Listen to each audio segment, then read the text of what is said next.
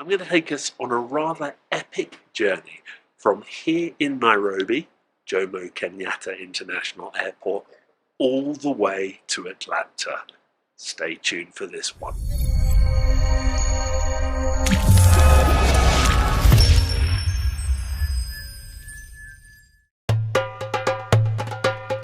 So the carrier of choice here was Qatar.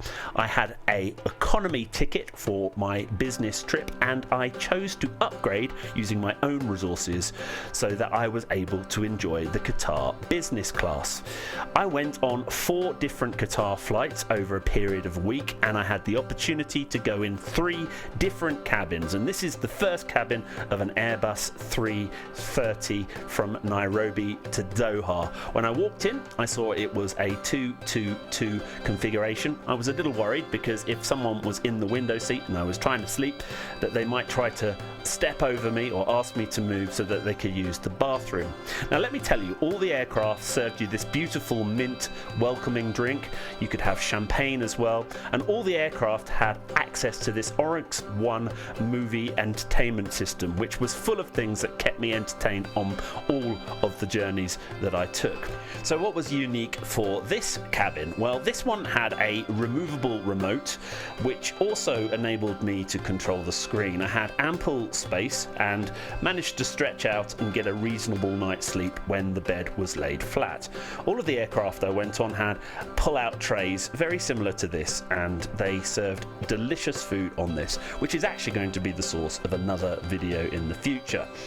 Now, after landing at Doha and having a very slick transfer, I was presented with the Boeing 777, and I was absolutely delighted because this was a qsuite. I wasn't too sure I was going to get onto a qsuite, and here we are, a fantastic micro cabin for myself. Now, I couldn't have wanted more. This was a fantastic setup, and I got served all sorts of delicious things prior to takeoff and gave me this wonderful loungewear to slip into for this rather long 13-hour flight.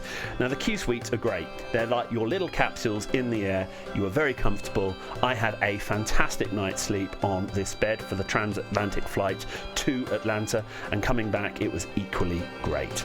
So when I got through my trip, my final flight from Doha back to Nairobi was on the Boeing 787, and this was the 121 configuration, except for an anomaly at the back between the 2 toilets was 2 other business class seats with no window, and that kind of felt like you were being shortchanged if you ended up in those seats. Fortunately, that wasn't my case, and again, although the cabin was airy and spacious, it actually did feel reasonably private, and I had all of the amenities on the other flights, just in a different configuration.